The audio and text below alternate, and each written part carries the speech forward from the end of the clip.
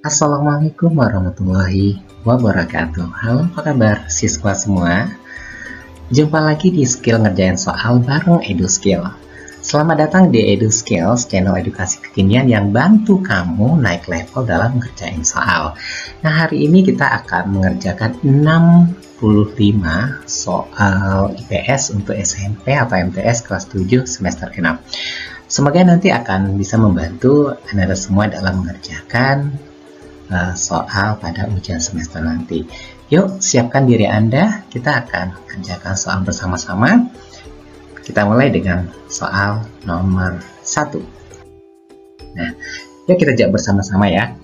Soal yang pertama, mungkin jawab dalam waktu 20 detik ya. Kita jawab untuk satu soal, karena ada 65 soal nanti akan kita bahas.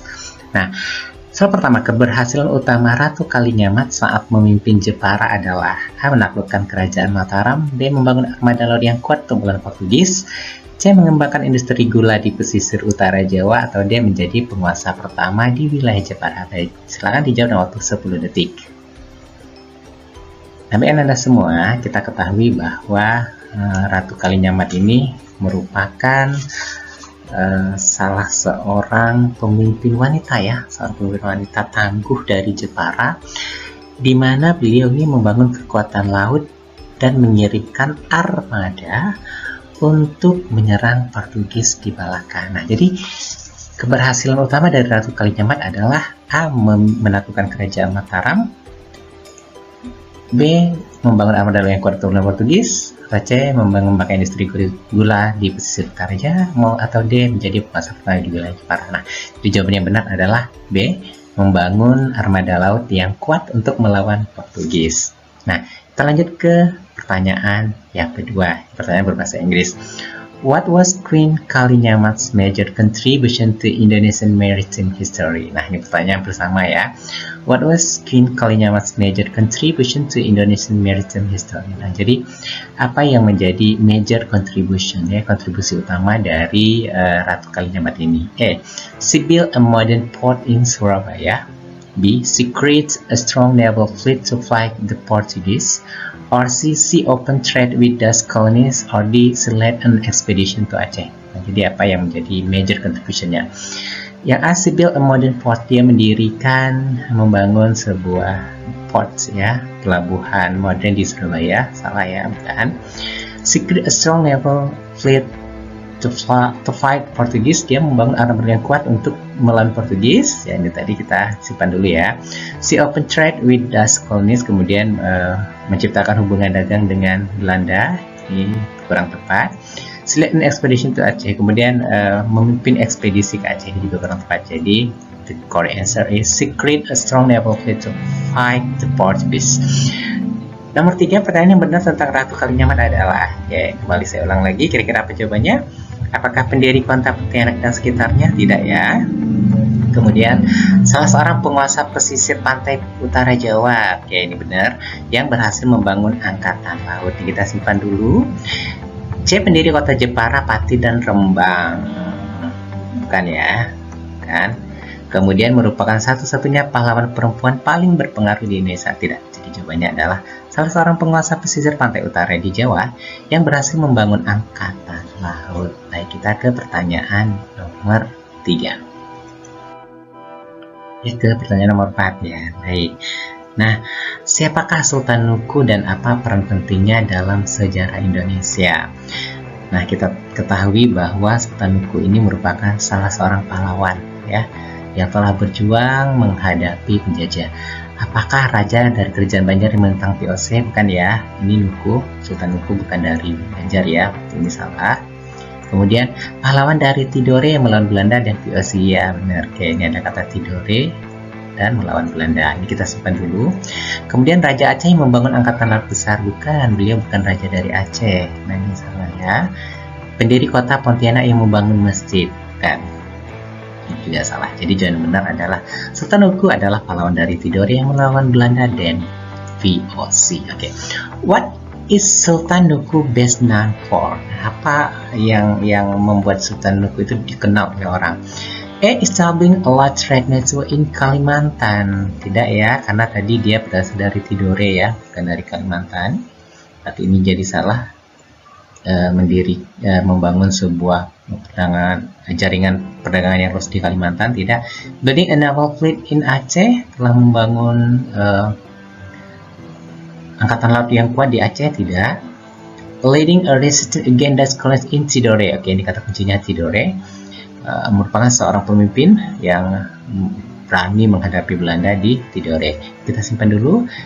Atau they found a religious school in Jawa, mendirikan sekolah agama di Jawa, kan ya? Yang benar adalah C, leading a resistance against the colonization in Tidore. Laksamana Malahayati dikenal sebagai, mungkin banyak dari anda semua sudah kenal dengan siapa Laksamana Malahayati. A, pemimpin wanita pertama dalam perlawanan kerajaan Gowa. Apakah beliau dari Gowa? B, Laksamana penerbitan Aceh yang melawan Belanda. Apakah dari Aceh? C, penemu jalur perdagangan rempah Nusantara. Bukan ya, ini jelas salah. Ratu dari Kesultanan Ternate. Bukan, beliau juga bukan dari Ratu Ternate. Nah, apakah wanita pertama dalam perlawanan kerajaan Gowa? Bukan ya, tapi beliau adalah Laksamana, perempuan dari Kesultanan Aceh yang melawan Belanda. Jadi jawaban yang benar adalah Laksamana, perempuan dari Kesultanan Aceh yang melawan Belanda. Itu tentang Laksamana Malahayati. Yuk, kita lihat lagi. Nah, berikutnya pertanyaan dalam bahasa Inggris ya. Why is the Admiral Malahayati remembered in Indonesia history? Mengapa Laksamana Malahayati ini selalu diingat oleh bangsa Indonesia? Because A, she was the first queen of Java, karena merupakan ratu pertama dari Java. Tidak. She led diplomatic mission to Europe, dia memimpin diplomasi ke Eropa, bukan? She command of female naval fleet in Aceh, dia telah memerintahkan semua para janda ya di Aceh yang tergabung dalam angkatan laut di Aceh ini, benar ya. D, she was trader who introduced spice to Europe. Jadi dia seorang pedagang yang memperkenalkan rempah-rempah ke Eropa. Salah. Jadi beliau, kata kuncinya ini Aceh ya. Jadi jawabannya comment on all female naval fleet in Aceh ya. Apa kontribusi utama Syarif Abdurrahman dalam sejarah kota Pontianak? Nah, ini Syarif Abdurrahman merupakan raja dari kerajaan Pontianak. A, menyebarkan agama Hindu di Kalimantan. Salah ya, bukan menyebarkan agama Hindu. B, mendirikan Kesultanan Pontianak, ya ini benar, dan membangun Masjid Jami di Pontianak. Kita simpan dulu.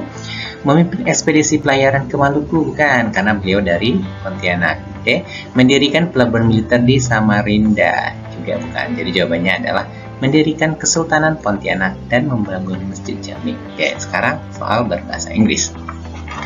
What was the main contribution of Syarif Abdurrahman to Indonesian history? Apa yang menjadi kontribusi utamanya? Yang tadi kita ketahui bahwa beliau merupakan mendirikan Kesultanan Pontianak dan membangun Masjid Jami. Oke, jadi jawabannya mana? Apakah A, B, C, or D? A, he is the naval base in Samarinda. Mendirikan angkatan laut di Samarinda. He found the Kingdom of Banjarmasin, merupakan pendiri kerajaan Banjarmasin, bukan ya, Pontianak ya. Nih, Pontianak. C, he built the Sultan Syariah Mosque in Pontianak. Nah, dia mendirikan masjid Sultan Abdurrahman di Pontianak. Oke, kita simpan dulu. Yang D, he led resistance against the force in Java, dan dia memimpin perlawanan melawan Belanda. Oke, tidak salah. Jadi yang benar adalah he built the Sultan Syariah Abdurrahman Mosque in Pontianak. Baik, nah semua kita ke pertanyaan nomor 10. Nah, sebelum pertanyaan 10, saya kasih penjelasan sedikit tentang Ratu Kalinyamat yang merupakan penguasa Jepara pada abad ke-16 dan dikenal sebagai tokoh perempuan pejuang yang tangguh dalam sejarah Nusantara. Ia adalah putri Sultan Trenggono dari Kesultanan Demak dan menjadi penguasa Jepara setelah suaminya wafat, yaitu Sultan Hadirin. Keberhasilan utama Ratu Kalinyamat adalah membangun kekuatan maritim armada laut yang sangat kuat. Di bawah kepemimpinannya, Jepara menjadi kekuatan maritim terbesar di pesisir utara Jawa. Ia dikenal dengan keberaniannya mengirim ekspedisi militer ke Malaka pada tahun 1551 dan 1574 untuk melawan penjajah Portugis yang saat itu menguasai wilayah tersebut. Ekspedisinya ini mendapat pengakuan luas termasuk dari pihak asing, bahkan sumber Portugis menyebutnya sebagai Ratu Jepara yang sangat berani dan gigih melawan bangsa kami, kata orang Portugis. Nah, Ratu Kalinyamat dikenang karena membangun kekuatan militer laut yang kuat dan aktif melawan kolonialisme Portugis. Itu sedikit tentang Ratu Kalinyamat. Nah, selanjutnya kita akan ke Sultan Nuku.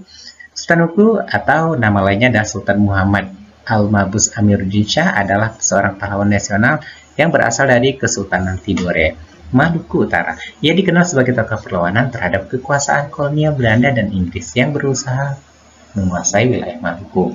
Nah, Sultan Nuku memimpin perlawanan rakyat Tidore dan sekitarnya selama 2 dekade, yaitu dari 1780 sampai 1805. Ia berhasil menyatukan berbagai suku dan kerajaan di bawah Maluku dan Papua untuk melawan VOC.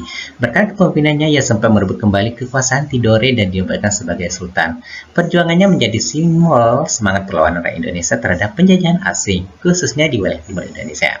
Atas jasanya, Sultan Nuku dianugerahi gelar pahlawan nasional oleh pemerintah pada tahun 1195.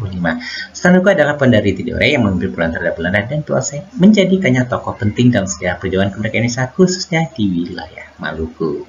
Nah, selanjutnya yang ketiga adalah Laksmana Malahayati atau Kumalahayati adalah tokoh perempuan dari pejuang dari Kesultanan Aceh pada akhir abad ke-16.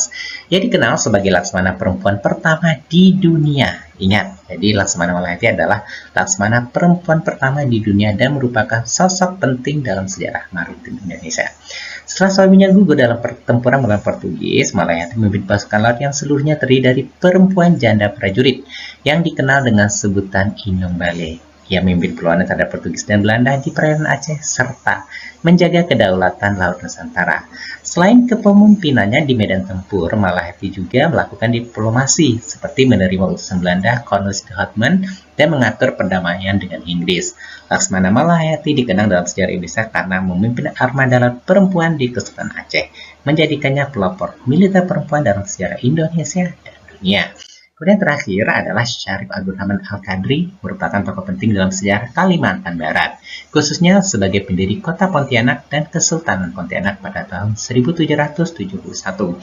Ia merupakan keturunan Nabi Muhammad SAW melalui jalur Said dan berasal dari keluarga bangsawan Arab yang sebelumnya berdakwah di Mempawah.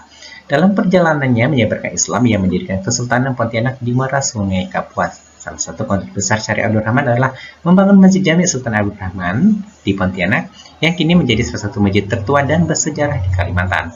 Masjid tersebut juga menjadi pusat kegiatan keagamaan dan sosial masyarakat pada masanya serta simbol kuat dari pengaruh Islam dalam pembentukan kota Pontianak.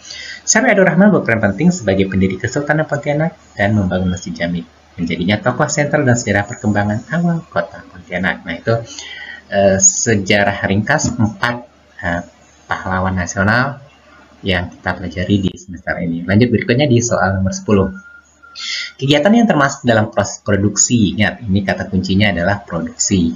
A. Ibu Hasnah membeli beras di pasar. Apakah ini produksi? Pak Harun menjual hasil panen padi ke tengkulak. Pak Puji mengolah kayu menjadi meja dan kursi. Atau Mita menyimpan barang belanjanya di gudang. Baik, silakan dijawab dalam waktu 2 detik. 10 detik ya. Ibu Hasnah membeli beras di pasar. Ini bukan proses produksi ya. Produksi itu proses menghasilkan barang. Pak Harun menjual hasil panen. Ini juga bukan proses produksi. Pak Puji mengolah kayu menjadi meja dan kursi. Nah, ini benar ya. Karena ada proses pembuatannya. Mita menyimpan barang belanjaannya di gudang. Ini juga bukan. Jadi jawabannya adalah C. Lanjut. Which activity is considered a consumption activity? Yang mana yang berikut ini merupakan kegiatan konsumsi. A farmer grow rice in the field. Menanam padi. Apakah konsumsi? Tidak ya. Bukan ya, tidak mengkonsumsi. Konsumsi itu merupakan the use of good or services. Jadi menggunakan atau menghabiskan barang atau jasa. Nah, kalau Lisa eat sandwich for lunch, apa kamu makan sandwich merupakan consumption? Ya, ini kita simpan dulu. An agent sell furniture online, menjual furniture secara online, apakah konsumsi? Tidak, kita silang saja. Bottle produce bottle water, kalau produce berarti ini produksi, ini juga salah. Jadi yang benar adalah Lisa eat sandwich for lunch. Berikut soal nomor 12, contoh kegiatan distribusi adalah Pak Ahmad membeli motor baru. Apakah ini distribusi? Tidak ya. Ibu Rina membuat kue untuk ulang tahun. Ini malah produksi. Toko sumber rezeki mengantarkan barang ke pembeli. Mengantarkan barang, berarti memproduksi barang. Ini kita simpan dulu ya, Nanda.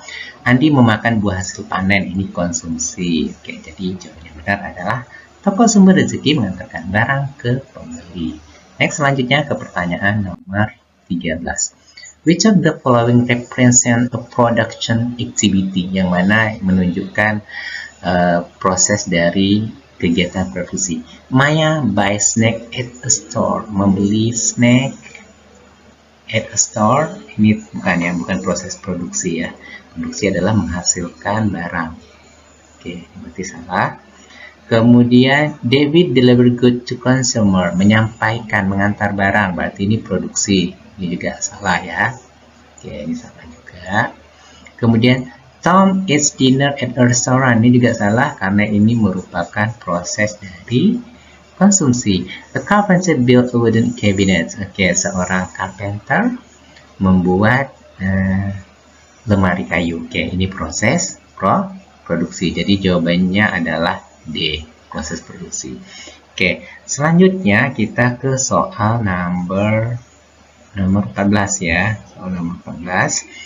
Jika harga cabai di pasar naik secara drastis, maka jumlah permintaan terhadap cabai kemungkinan apakah menurun, tetap, meningkat, tidak berpengaruh. Nah, Anda semua, jika kita berkaca dalam ilmu ekonomi ya, ilmu ekonomi itu kan terdapat hukum permintaan atau yang kita kenal dengan law of demand ya, yang menyatakan jika harga suatu barang naik,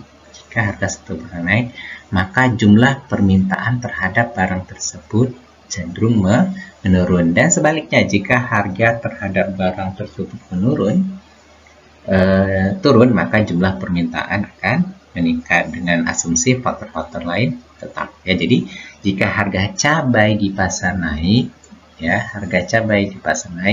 maka jumlah permintaan akan menurun. Oke, jadi jawabannya adalah A, menurun.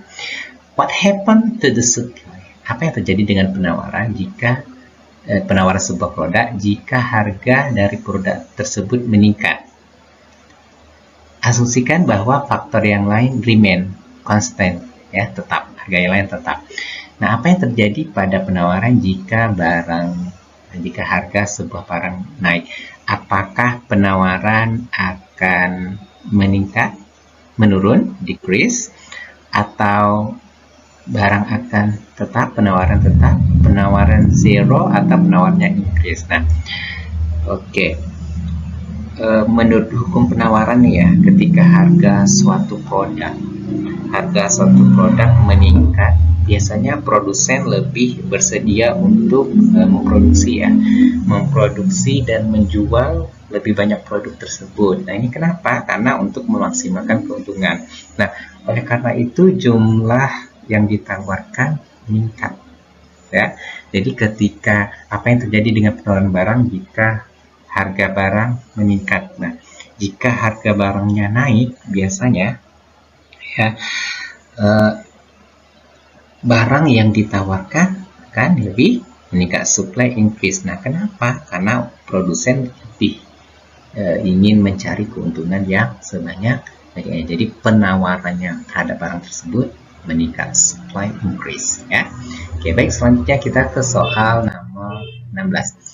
Which of the following would cause an increase in the demand for bicycle? Oke. Mana berikut ini yang menyebabkan peningkatan permintaan terhadap pembelian sepeda? Ya, permintaan sepeda. A rise in the price of bicycle. Jadi kalau harga sepedanya naik, apakah penawarannya, demand-nya akan naik juga ya? Coba dipikirkan dulu. Rise in the price of bicycle, apakah kalau harga bicycle naik maka permintaannya akan naik? Yang B, decrease in people income, kalau pendapatan menurun apakah permintaan akan naik? Tidak juga ya. Kemudian, apakah a decrease in the popularity of ketika tingkat popularitas sepeda ini menurun, apakah permintaan akan naik? Tidak ya. Oke, kita silang saja yang tidak ya. An increase in fuel price, kemudian harga minyak naik. Nah, jika harga minyak naik ya, maka permintaan terhadap pembelian sepeda akan meningkat. Ya, kalau begitu rise in the price of bicycle, ketika harga ininya naik ya, permintaannya tidak akan meningkat. Tetapi ketika harga minyak naik, maka permintaan terhadap sepeda juga meningkat. Kenapa? Karena merupakan alternatif ya, alat transportasi alternatif. Jadi jawabannya adalah D, an increase in fuel price. Petani lebih banyak menanam cabai saat harga cabai tinggi. Hal ini menunjukkan bahwa penawaran. Nah, A tidak tergantung harga, B berbanding terbalik dengan harga, C berbanding lurus dengan harga, D tetap meskipun harga naik. Nah, ya kira-kira jawabannya apa ya Nanda? Silakan dijawab dalam waktu 10 detik. Baik Anda semua, kita ketahui bahwa berdasarkan hukum penawaran, semakin tinggi harga maka produsen akan semakin besar jumlah barang yang ditawarkan, karena produsen ingin mendapat keuntungan lebih. Jadi jika petani lebih banyak menanam cabai saat harga cabai tinggi, hal ini menunjukkan bahwa penawaran tidak tergantung harga. Salah kan ya, berbanding terbalik dengan harga, tidak ya. Kalau cabai tinggi maka menunjukkan penawarannya akan semakin besar ya. Berbanding terbalik dengan harga, salah ya. Berbanding lurus dengan harga. Nah, karena jika harga cabai naik, maka penawarannya juga akan naik. Tetap meskipun harga naik, tidak salah. Jadi jawabannya adalah berbanding lurus dengan harga. Oke, if the cost production decrease due to will likely happen to supply. Ya, bagaimana dengan jawaban untuk soal nomor 18? Apakah A, B, C, atau D? Ya, silahkan dijawab dulu ya Nanda ya. Baik Nanda semua, apa yang terjadi jika produksi barang menurun karena ada teknologi? Ya, cost of production ini jangan salah ya, cost ya. Jika harga produksi menurun karena adanya teknologi baru, apa yang akan terjadi dengan supply? Bagaimana dengan pasokan barang ya, pasokan barang, produksi, cost menurun ya karena ada teknologi. Bagaimana dengan supply barang ya, bagaimana dengan yang kita maksud dengan supply itu pasokan ya. Nah, bagaimana pasokan barang, apakah menurun?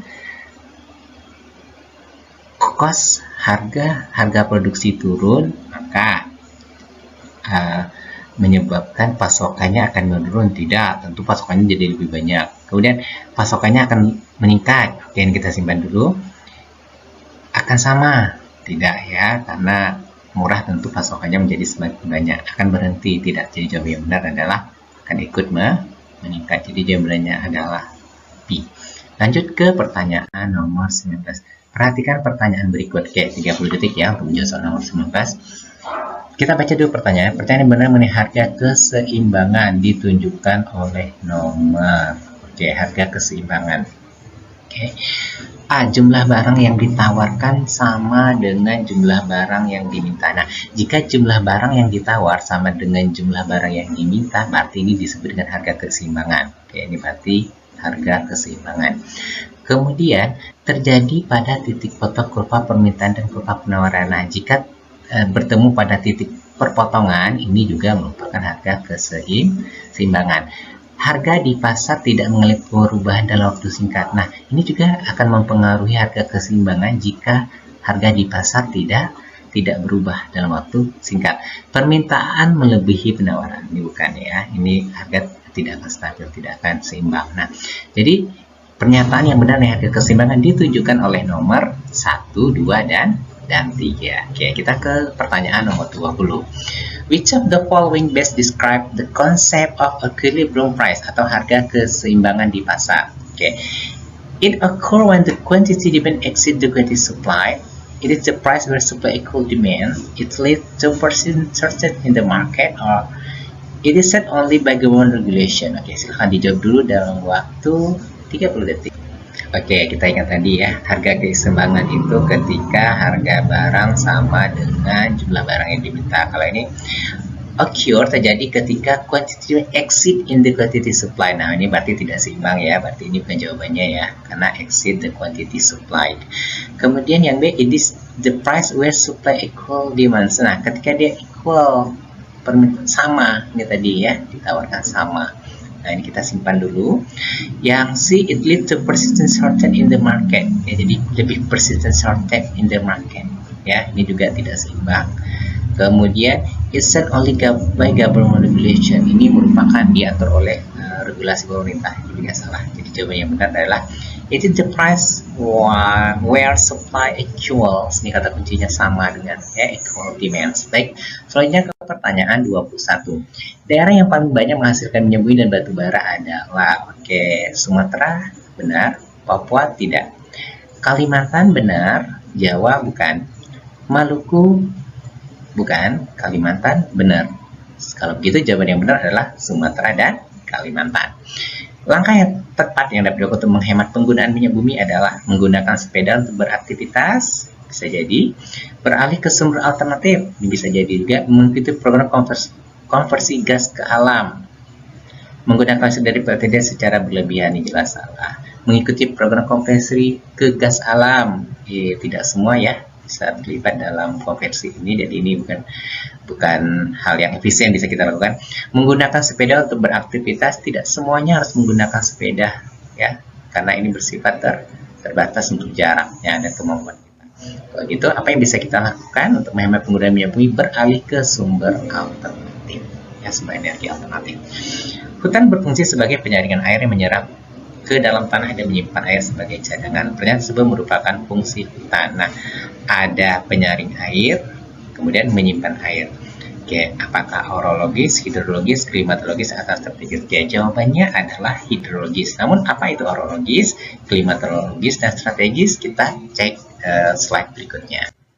Nah, orologis merupakan fungsi berkaitan dengan pengaruh hutan terhadap lereng dan topografi, yaitu menjaga kestabilan tanah di daerah miring agar tidak terjadi erosi dan longsor. Jadi ini tidak berhubungan dengan konservasi air.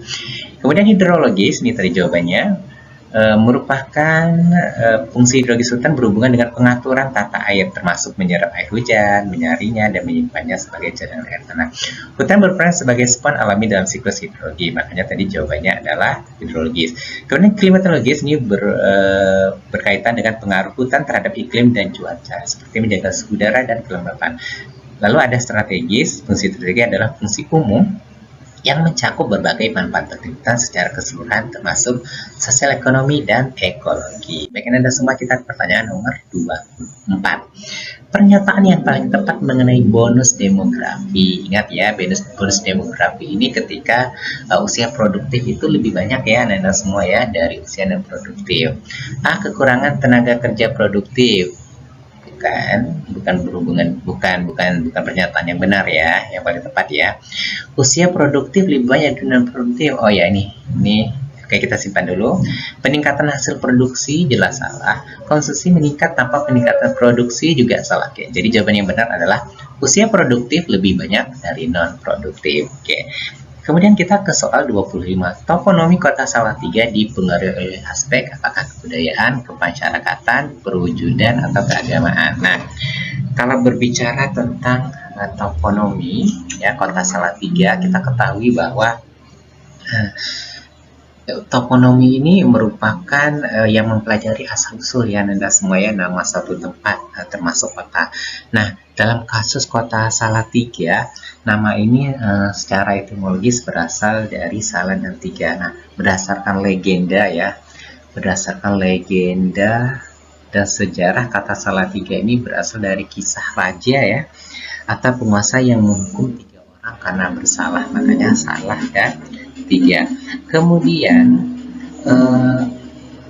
orang-orang menafsirkan bahwa penamaan ini terkait dengan ajaran moral dan keadilan yang berkembang dalam nuansa nilai-nilai religius dan keagamaan, sehingga toponomi kota Salatiga ini merupakan dipengaruhi oleh aspek keagamaan, ya, karena nama Salatiga ini memiliki latar belakang nilai moral dan keadilan yang berkaitan dengan ajaran dan norma keagamaan. Karena itu, toponomi kota Salatiga dipengaruhi oleh aspek keagamaan. Baik, kita ke soal 26. Dari contoh berikut, kegiatan konsumsi ditunjukkan pada nomor yang konsumsi itu proses menggunakan atau menghabiskan barang. Ryan pergi ke sekolah naik sepeda motor. Apakah ini konsumsi? Apakah ini penggunaan barang? Ya, kita simpan ya. Azmi membuat pernak-pernik, ini distribusi. Oke, berarti ini bukan. Mita membeli Pertamax. Ya, Mita membeli Pertamax, mengkonsumsi ya, menggunakan ya. Oke, berarti ini juga kita simpan dulu. Asura menjual kuota internet, ini bukan proses konsumsi. Bulia sarapan nasi uduk, nah ini juga proses konsumsi. Jadi jawaban benar adalah 1, 3, dan 5. Jadi jawabannya adalah B, 1, 3, dan 5. Yuk kita lanjut ke soal nomor 7. Penjualan motor listrik meningkat karena menjadi idola sebagai remaja dan dewasa.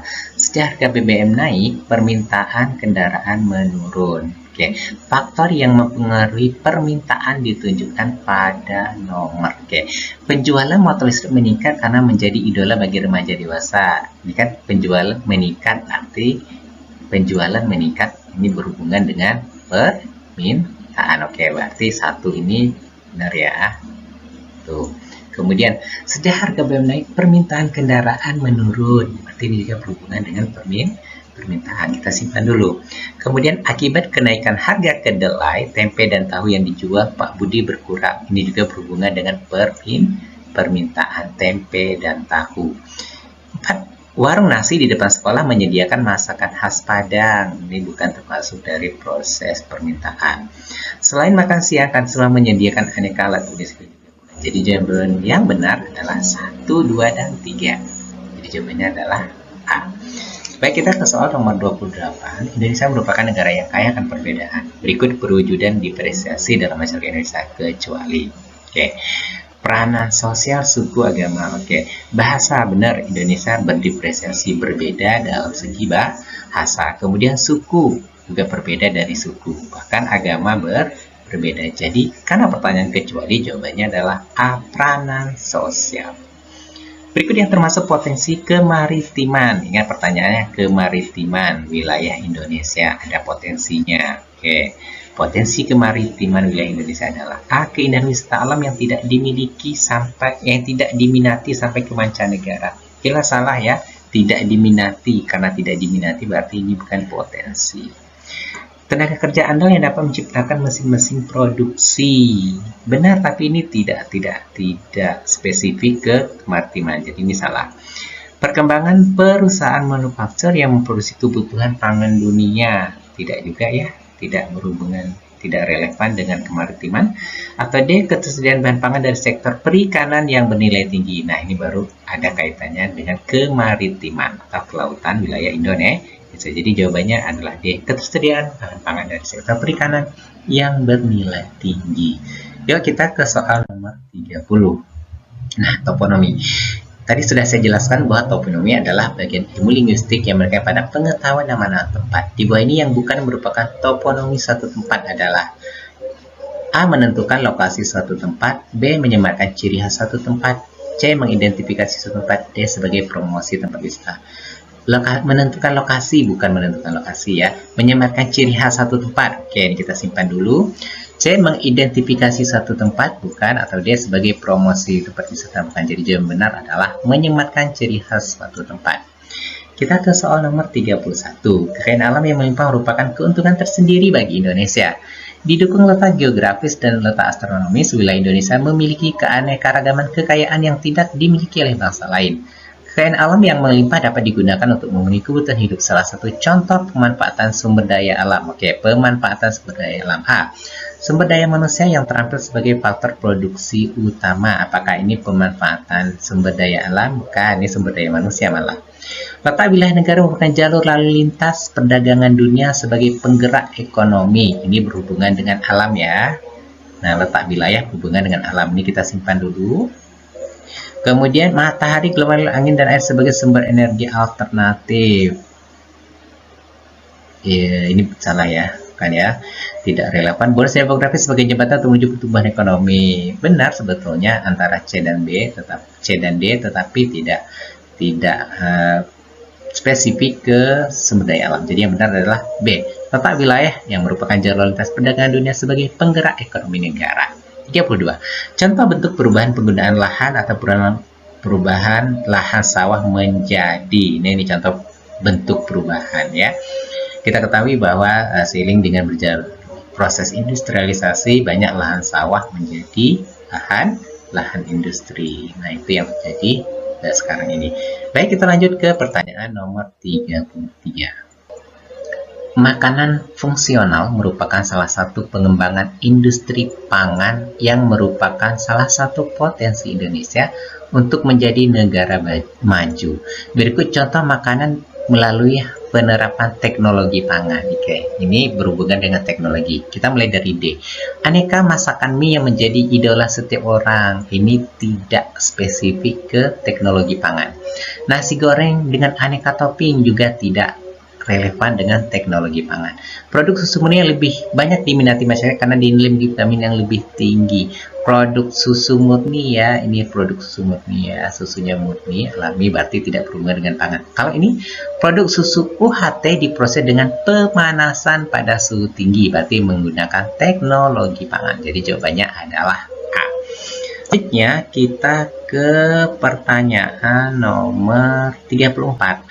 Pak Sanusi ditugaskan untuk melakukan kegiatan menyelidiki tentang ukuran, bentuk, posisi, kadar, rata-rata, dan besarnya cadangan dari endapan bahan galian atau mineral yang telah ditentukan. Kegiatan tersebut merupakan bagian dari ini melakukan kegiatan menyelidiki ukuran, bentuk, posisi, kadar, rata-rata, dan besarnya cadangan dari endapan bahan galian. Menyelidiki ukuran, bentuk yang berhubungan dengan cadangan dari endapan bahan galian. Nah, kira-kira jawabannya apa ya? Silahkan Ananda dijawab dulu. Oke, baik Ananda, kalau ke pengolahan. Nah, pengolahan ini merupakan tahapan setelah eksploitasi ya. Tahapan setelah eksploitasi itu mengolah bahan galian. Kalau yang pertanyaannya tidak mengolah bahan galian. Kalau begitu ini salah, yang A salah. Kemudian eksploitasi. Nah, kalau eksploitasi tahap penambangan atau pengambilan mineral dari dalam bumi secara besar-besaran. Ini juga salah. Kemudian eksplorasi. Nah, eksplorasi ini tahap menyelidiki kegiatan menyelidiki ukuran, bentuk, posisi, kadar rata dan besarnya cadangan dari endapan galian. Ini proses eksplorasi. Kita simpan. Kemudian ada lagi prospeksi. Ini merupakan tahap awal pencarian sumber daya mineral, biasanya berupa pemetaan ya Nanda, dan pemetaan, kemudian ada pengamatan permukaan, dan belum sedetail eksplorasi. Jadi jawaban yang benar adalah C, eksplorasi. 35. Sania dan kawan-kawannya mendapat tugas dari guru untuk mencari toponomi suatu daerah. Berikut yang dapat dilokasikan untuk kawan-kawannya kecuali toponomi. Mencari informasi dari media cetak yang mendukung. Ini bisa ya. Kemudian menelusuri peta-peta kuno, arsip pemerintah atau sumber otentik oleh para pelaku sejarah. Mendapat tugas untuk mencari toponomi suatu daerah. Apakah kita harus menelusuri peta-peta kuno? Arsip pemerintah atau sumber otentik oleh para, nah ini sumber otentik ya, oleh para pelaku sejarah ya, kalau ada, kalau tidak ada, nah berarti ini salah ya. C, melakukan penelusuran daerah yang dimaksud dengan secara nyata. Nah, boleh kita lakukan penelusuran ya, karena secara nyata, secara realnya. Atau dia melakukan cara dengan sumber tempat yang bersangkutan, boleh dengan tempat yang bersangkutan. Jadi tidak sampai harus menelusuri peta-peta kuno, arsip pemerintah, atau sumber otentik oleh para pelaku sejarah. Nah, kita ke soal nomor 36. Peluang Indonesia menjadi negara maju sangat besar. Indonesia berpotensi untuk menjadi negara maju karena kekayaan alam yang dimiliki.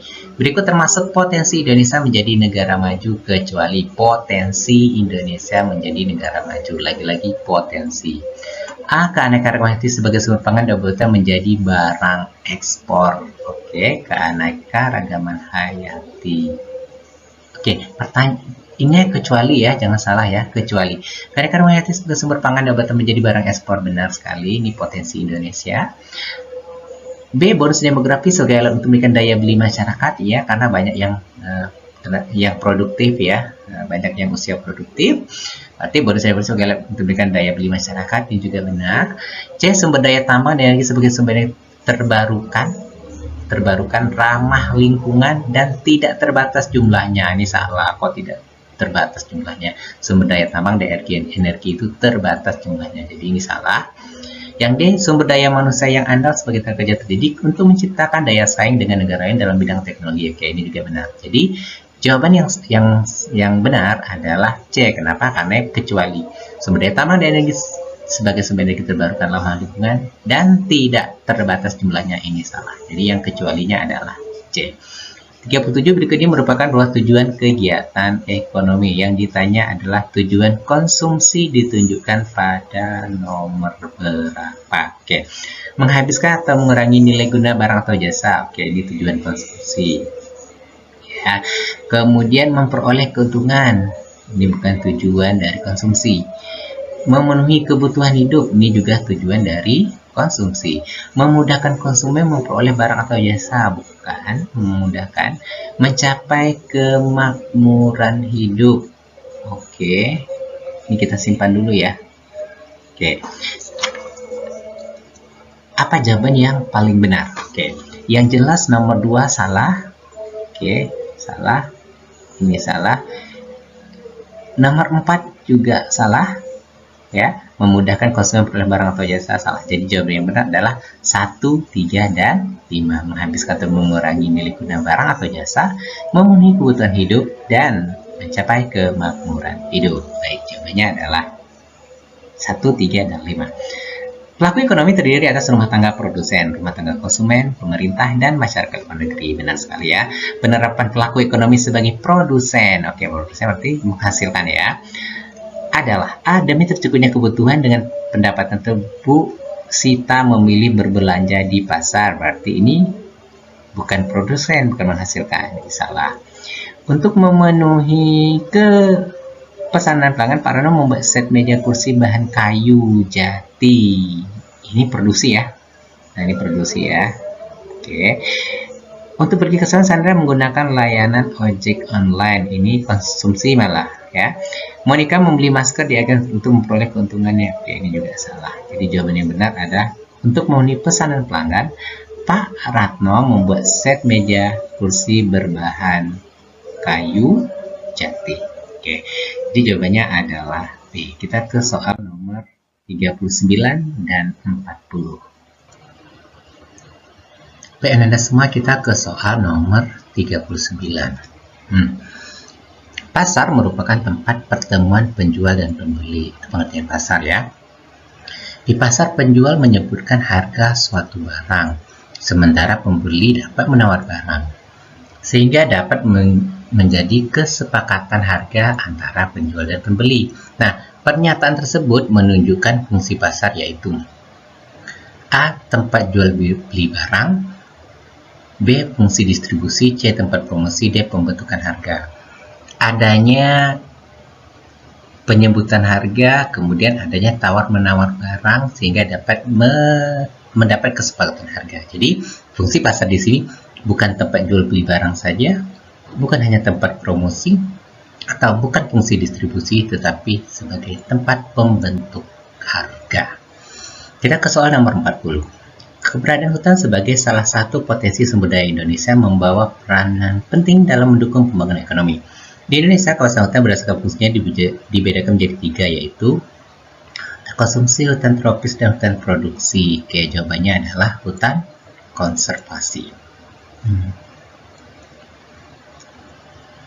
Sistem kasta yang digunakan dalam ajaran agama Hindu mengelompokkan anggota masyarakatnya menjadi 4 golongan kasta, yaitu Brahmana, Ksatria, Waisya, dan Sudra. Pernyataan tersebut menunjukkan apakah A. Stratifikasi sosial tertutup, B. Stratifikasi sosial terbuka, C. Diferensiasi sosial, D. Status sosial karena mandat. Jawabannya adalah stratifikasi sosial tertutup. Untuk lebih jelas tentang stratifikasi sosial tertutup, terbuka, karena mandat, dan diferensiasi sosial bedanya apa? Saya akan jelaskan di slide berikut ini. Yuk, perhatikan baik-baik ya. Nah, stratifikasi sosial tertutup adalah sistem pelapisan sosial yang membatasi mobilitas sosial. Artinya, seseorang tidak dapat berpindah dari satu lapisan ke lapisan lainnya. Contoh sistem kasta dalam agama Hindu, di mana seseorang yang lahir dalam kasta tertentu akan tetap berada dalam kasta itu seumur hidupnya. Jadi tidak bisa berpindah tempat. Itu disebut dengan stratifikasi sosial tertutup.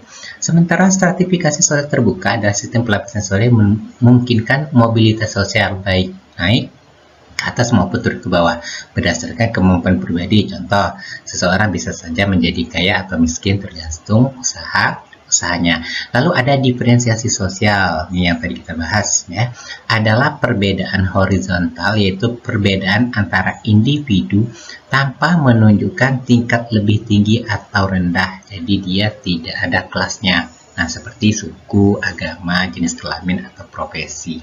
Jadi tidak ada tingkat-tingkatnya ya. Kemudian status sosial karena mandat atau ascribed status. Memang benar sistem kasta adalah kata status yang didapat sejak lahir, karena ini merupakan mandat ini karena didapat sejak lahir ya. Disebut ascribed status. Namun soal ini lebih menekankan, jadi pertanyaan tadi itu lebih menekankan pada sistem pelapisan sosial tertutup secara struktur. Bukan sekadar jenis status, ini benar-benar secara konsep, tapi tidak tepat sebagai jawaban utama untuk soal. Jadi kalau yang status sosial karena mandat ini memang didapatkan dari lahir, seperti masyarakat Hindu tersebut ya, statusnya didapatkan dari lahir. Namun di pertanyaan ini lebih menekankan pada sistem pelapisan sosial ya, yaitu stratifikasi sosial tertutup. Nah, semoga Anda bisa jelas ya tentang perbedaan diferensiasi sosial dan stratifikasi sosial. Baik, selanjutnya kita ke soal nomor 42. Potensi sumber daya alam satu tempat dapat berubah seiring dengan berjalannya waktu. Pemanfaatan sumber daya alam secara terus-menerus dapat menyebabkan perubahan pada sumber daya alam itu sendiri. Penyebab perubahan potensi sumber daya alam. Oke, yang ditanya adalah potensi sumber daya alam. Jadi baca baik-baik. Tidak memanfaatkan sumber daya dengan mengesampingkan pembangunan berkelanjutan menyebabkan kerusakan lingkungan. Jelas salah, tidak memanfaatkan sumber daya. Jelas salah ya. Selanjutnya, pemanfaatan sumber daya dengan sebanyak-banyaknya memungkinkan timbulnya sumber daya baru. Ini juga salah ya. Oke. Akibat pertambahan jumlah penduduk, konsumsi semakin banyak menyebabkan sumber daya habis. Jadi ketika pertambahan jumlah penduduk, konsumsi banyak mengkonsumsi sehingga sumber daya akan habis. Ini juga salah ya. Jadi kemungkinan besar ya jawabannya adalah D. Adanya teknologi membuat sumber daya semakin beraneka ragam sehingga potensi sumber daya semakin bervariasi. Jadi jawaban yang benar adalah D. Adanya teknologi membuat sumber daya semakin beraneka ya, sehingga potensi sumber daya semakin bervariasi. Oke, yuk kita lanjut ke soal nomor 43. Kegiatan produksi, distribusi, dan konsumsi dilakukan oleh pelaku-pelaku dalam perekonomian sesuai dengan peranannya masing-masing. Berikut kegiatan ekonomi yang dilakukan oleh rumah tangga produsen. Oke, pertanyaannya adalah rumah tangga produsen. D. Menerima barang dan jasa hasil produksi. Ini bukan proses produsen, bukan rumah tangga produsen. Membayar gaji tenaga yang telah melakukan produksi. Ini juga bukan. Tidak melakukan proses produksi barang dan jasa, apalagi ini juga salah. Menggunakan mesin produksi untuk melakukan proses produksi. Jadi jawabannya adalah A. Kita ke pertanyaan 44. Pernyataan yang menunjukkan diferensiasi sosial. Oke, diferensiasi tadi ya. Maudi berasal dari suku Sunda, sedangkan Tono berasal dari suku Jawa. Pak Muhammad adalah seorang kepala desa. Oke, ini bukan diferensiasi. Bu Lina memiliki anak laki-laki dan perempuan. Bukan.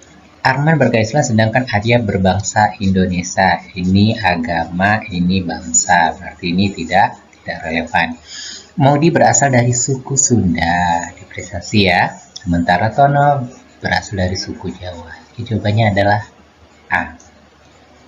Kita ke soal nomor 45. Hutan merupakan salah satu potensi yang terdapat di Indonesia. Keuntungan dari potensi tersebut membuat Indonesia kaya akan hasil hutan, salah satunya berupa kapas.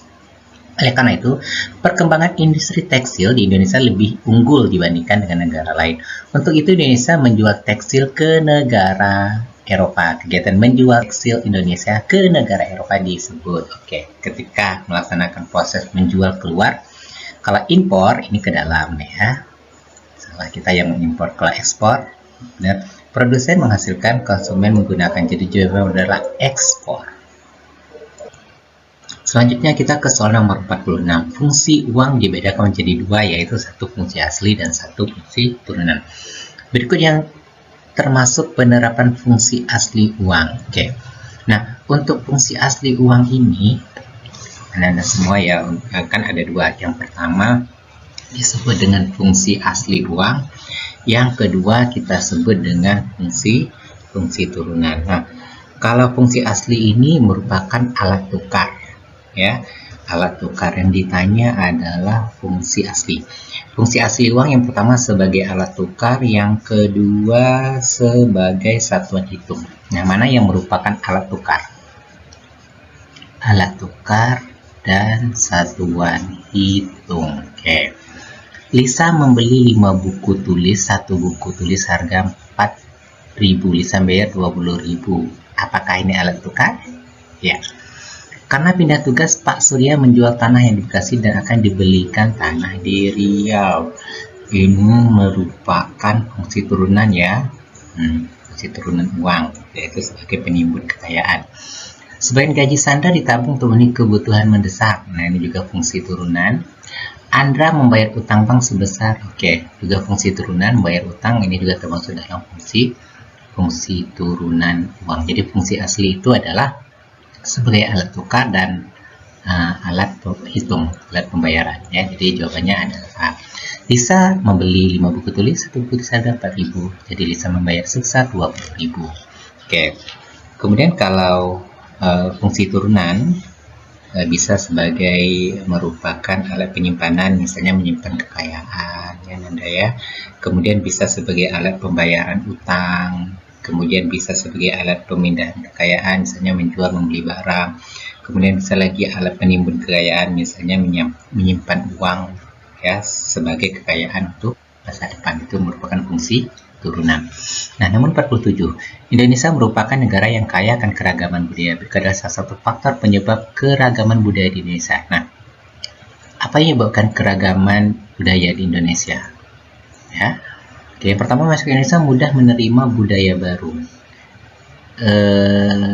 Perairan Indonesia merupakan jalur strategi perdagangan dunia.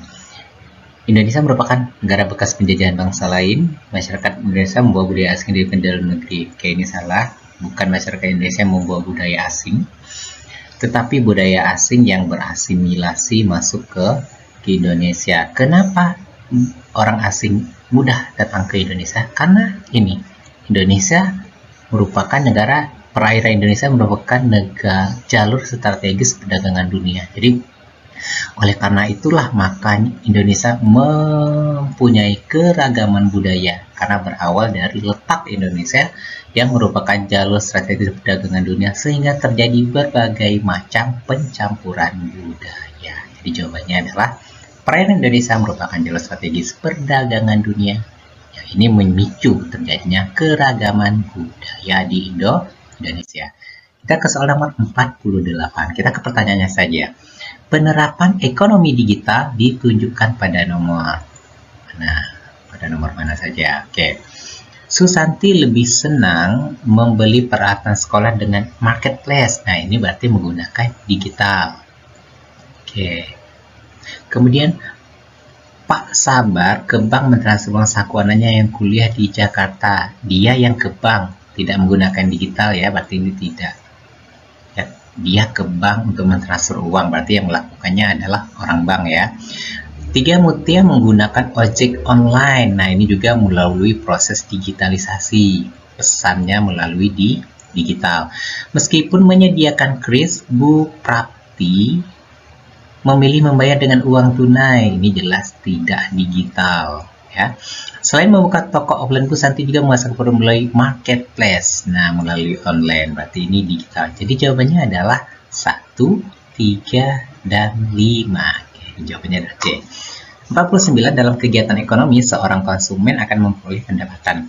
Berdasarkan ilmu ekonomi, pendapatan tersebut digunakan untuk pengeluaran dan pemasukan, konsumsi dan tabungan, kebutuhan setiap bulan, pembayaran uang dan konsumsi. Oke, ini berhubungan dengan pendapatan ya, pendapatan dalam ilmu ekonomi.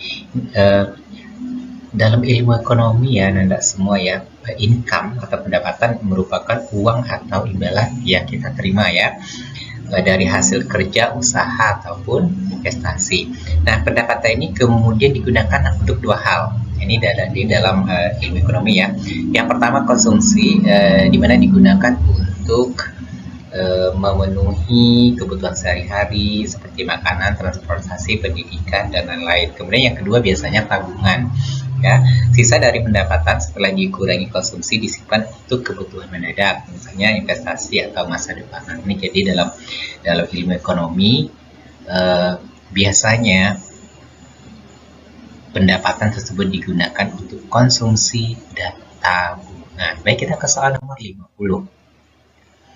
Ketimpangan gender merupakan salah satu masalah sosial budaya yang harus segera diatasi. Ketimpangan ini dapat menimbulkan masalah baik bagi negara maupun masyarakat, sehingga perlu dilakukan penyetaraan gender. Berikut yang termasuk kesetaraan gender, kayak adanya kesamaan hak antara laki-laki dan perempuan ya. Seorang laki-laki memasak dianggap tabu, ini bukan kesamaan gender ya. Penentuan seorang laki sebagai ketua, sedangkan perempuan ini ketua ya, sebagai ketuanya. Sedangkan perempuan sebagai wakil ketua di sekolah tidak ya, tidak boleh ya, itu tidak sesuai dengan penyetaraan gender, juga salah. Pemberian tanggung jawab sepenuhnya pada seorang laki dalam rumah tangga tidak juga ya. Bukan ini yang dimaksud dengan penyetaraan gender, tidak relevan. Dia pemberian upah yang sama terhadap laki-laki maupun perempuan. Ini pemberian upah yang sama kepada laki-laki maupun perempuan merupakan penyetaraan gender. Oke, selanjutnya. BRI dan Bank Mandiri tergolong bank yang banyak kita jumpai di masing-masing daerah. BRI dan Mandiri ini tergolong apakah bank perkreditan? Tidak ya. Bank syariah? Tidak juga, walaupun ada BRI syariah ya, Mandiri syariah. Apakah tergolong bank sentral? Apalagi tidak, tetapi merupakan bank umum. Jadi BRI dan Bank Mandiri ini digolongkan ke bank umum. Soal ke-52, kita ke soalnya saja. Bentuk pemberdayaan komunitas ditujukan pada nomor berapa saja. Nah, pertanyaannya adalah pemberdayaan komunitas. Oke, banyak ya komunitas yang ada di daerah kita. Pengadaan pelatihan kewirausahaan desa makmur. Nah, ini termasuk komunitas. Pelatihan keterampilan dalam membuat tas daur ulang untuk ibu PKK juga komunitas. Kemudian sosialisasi desa tangguh bencana, ini cuma sosialisasi ya, bukan sosialisasi. Kalau pelatihan kan termasuk pemberdayaan. Nah, pertanyaannya adalah pemberdayaan. Berarti ini salah. Kemudian safety dan pertolongan pertama pada kejadian P3K, ini juga salah.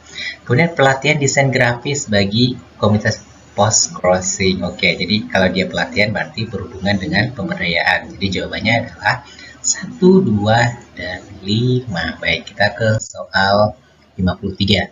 Berikut ada beberapa fungsi uang. Oke, yang ditanya adalah fungsi turunan. Ingat, nah ini betul-betul harus Ananda pahami ya. Uang sebagai penimbun kekayaan, benar, ini fungsi turunan. Kemudian sebagai alat pembayaran utang, tadi benar, ini juga fungsi turunan. Sebagai pendorong kegiatan ekonomi, benar. Alat penyimpan nilai, bukan. Alat tukar, ini fungsi asli ya. Jadi jawaban yang benar adalah 1, 2, dan 3. Itulah merupakan fungsi turunan. Baik, ke soal nomor 54. Pemerintah tengah gencar melakukan program pemberdayaan komunitas. Program pemberdayaan tersebut memiliki prinsip yang diberikan pada ada apa saja? Pengelolaan modal, keterlibatan masyarakat, peningkatan keterampilan, kemudian pembangunan infrastruktur. Kalau pembangunan infrastruktur, ini kan program pemerintah memiliki prinsip diberikan pada, kalau pembangunan infrastruktur dari pemerintah bukan masyarakat. Menitik beratkan pengelolaan modal, ini bukan tidak semuanya, keterlibatan masyarakat tidak semuanya, tetapi dititik beratkan pada peningkatan keterampilan masyarakat. Baik, kita ke soal nomor 55. Berarti ada 10 soal lagi ya. Pengelolaan keuangan berfungsi untuk menekan hal yang tidak diinginkan pada masa mendatang. Terdapat beberapa tahapan untuk melakukan pengelolaan keuangan. Dalam mengelola keuangan, kita harus mengetahui perbedaan antara kebutuhan dan keinginan, sehingga kita dapat menentukan skala prioritas kebutuhan. Berikut yang termasuk kebutuhan, sesuatu yang kita butuh ya. D. Pak Budi menukarkan mobilnya dengan mobil baru dengan cara karena ia malu memakai mobil lama. Ini bukan kebutuhan ya, tapi keinginan. Bu Rati memilih belanja di pasar tradisional daripada di swalayan. Ini juga bukan kebutuhan, tapi keinginan. Susi mengganti smartphone-nya dengan keluaran terbaru, meskipun smartphone lamanya masih bagus. Ini juga keinginan. Tio membeli laptop untuk menunjang belajar TIK. Nah, ini merupakan kebutuhan. Ya, Anda semua. Baik, kita ke soal 56. Musik dangdut yang dikenal di Indonesia merupakan hasil asimilasi dari budaya Melayu dan India. Kedua budaya tersebut dapat berasimilasi karena adanya A. Sikap saling menghargai dan toleransi, B. Kesenjangan kebudayaan berbeda, C. Dominasi satu yang berbeda, D. Interaksi dan kebudayaan. Sikap saling menghargai dan toleransi ini tidak akan terjadi perpaduan. Ya, kita menghargai apa yang mereka lakukan, ya, kita mentolerir apa yang mereka lakukan, berarti tidak ada perpaduan. Ya, sementara musik dangdut ini perpaduan antara Melayu dan India. Berarti jawaban A salah. Kesenjangan kebudayaan yang berbeda, ini juga tidak tepat. Dominasi satu kebudayaan yang berbeda, ini juga tidak tepat ya, tidak mendominasi tapi mereka saling. Kalau dia interaksi intensif dari dua kebudayaan. Nah, karena adanya interaksi dari dua kebudayaan, maka terciptalah kebudayaan baru nih, berupa dengan musik dangdut. Baik, kita ke soal nomor 57 ya, 56-57. Kebutuhan yang termasuk kebutuhan jasmani, kita baca ini saja ya. Nah, kebutuhan jasmani adalah agama, apakah kebutuhan jasmani? Tidak. Makan, ya. Minum, iya. Hiburan, rohani. Pakaian, ya. Buku, pendidikan, rohani. Gimana dengan buku? Nah, sekarang kita pilih 3 yang terbaik. Kebutuhan yang termasuk kebutuhan jasmani ditunjukkan oleh nomor makanan, nomor 2, minuman 3, dan pakaian 5. Oke, jadi jawabannya adalah 2, 3, dan 5. Berikut yang termasuk faktor produksi asli adalah yang Anda semua. Kalau ditanya faktor produksi asli itu adalah alam dan tenaga kerja. Ini faktor produksi asli ada 2, yaitu alam dan tenaga kerja. Kalau alam dan kewirausahaan bukan, modal dan bukan, tenaga kerja dan modal juga bukan, tetapi alam dan tenaga kerja. Selanjutnya berikut termasuk contoh kegiatan distribusi langsung. Jadi langsung mendistribusi. Firda menawarkan produk jualannya di e-commerce. Ini tidak langsung ya, secara online. Jajang menjual hasil panen jagung di kebunnya kepada konsumen. Jadi Jajang yang langsung menjual. Oke, ini kita simpan dulu. Arif menjual hasil tangkapannya kepada pedagang di pasar tradisional. Oke, Arif menjual ikan. Ya. Kemudian Bunga menjual rumahnya melalui jasa makan. Nah, kalau ini harus ke pasar dulu ya. Kalau ini harus ke pasar dulu. Kalau ini melalui jasa. Tapi kalau ini Jajang yang menjual langsung hasil panen di kebunnya kepada konsumen. Di kebunnya. Jadi jawabannya adalah kegiatan distribusi langsung. Jawabannya adalah Jajang menjual hasil panen jagung di kebunnya kepada konsumen. Lanjut ke 59. Di masa ini kenakalan remaja sering terjadi di sekitar kita. Ada adanya perundungan kepada salah satu anak. Perundungan dapat menimbulkan dampak negatif, nih bullying ya, yang sangat membahayakan bagi anak. Salah satu cara mencegah perundungan atau bullying. D. Membatasi pergaulan anak. Tidak, kalau kita membatasi pergaulan anak, nanti anak kita tidak bisa berkembang. Menjaga anak agar tidak bergaul dengan teman di sekolah, apalagi ini juga tidak bagus terhadap perkembangan sosial. Melawan anak yang melakukan perundungan, jangan dilawan. Silakan anak dibimbing. Ya. Menanamkan nilai agama kepada setiap anak. Tapi apa? Menanamkan nilai agama kepada setiap anak. Ini merupakan salah satu cara mencegah bullying. Timbulnya diferensiasi sosial. Nah, tadi bisa dia agama, tadi ya budaya dan sebagainya. Karena apa? Perbedaan peranan sosial dan kelompok sosial mengarah pada suatu konflik. Misalnya perbedaan kedudukan di pengajaran yang menimbulkan konflik, ini juga salah, itu menjadi konflik sosial, jadinya bukan tujuan dari diferensiasi sosial ya. Perbedaan cara pandang dan pola perilaku dalam masyarakat, ini juga bukan merupakan diferensiasi sosial, tapi latar belakang kehidupan sosial yang tidak sama bagi setiap manusia, baik secara fisik maupun sosial, inilah yang menimbulkan diferensiasi sosial. Baik, soal 61 berikut yang bukan termasuk sumber energi terbarukan, jelas minyak bumi ya. Lanjut ke soal nomor 4, soal terakhir. Perhatikan pernyataan-pernyataan berikut. Dilarang untuk dijadikan tempat wisata. Kawasan suaka alam dengan ciri khas berupa tumbuhan satwa dan ekosistem dapat digunakan sebagai tempat pengembangan, penelitian. Pernyataan ini menunjukkan tentang apakah taman nasional, cagar alam, atau taman wisata. Kalau taman wisata jelas salah karena dia tempat wisata. Cagar alam juga salah ya. Taman nasional juga biasanya bisa digunakan untuk tempat wisata. Ini salah. Jadi jawabannya benar adalah suaka marga satwa. Kenapa? Karena di sini merupakan tempat yang untuk melakukan penelitian, pengembangan pengetahuan, kemudian kawasan suaka alam dengan ciri khas satwa, tumbuhan, dan ekosistem tertentu yang untuk dilestarikan. Ini disebut dengan suaka marga satwa. 63. Potensi sumber daya alam suatu daerah dapat berubah seiring dengan perkembangan zaman. Perubahan tersebut dipengaruhi oleh beberapa faktor berikut kecuali potensi sumber daya alam yang ditanya. Jadi dibaca betul-betul pertanyaannya. Nah, faktor yang perubahan tersebut dipengaruhi oleh apa? A. Pencemaran dan kerusakan lingkungan. Oke, ini benar, pencemaran dan kerusakan lingkungan ini, tetapi tidak merubah potensi sumber daya alam, tetapi merubah apakah semakin membaik atau semakin buruk gitu ya. Kemudian yang C, perubahan iklim dan suhu sama, pencemaran dan suhu sama, nanti apakah menjadi lebih baik atau menjadi lebih tidak baik.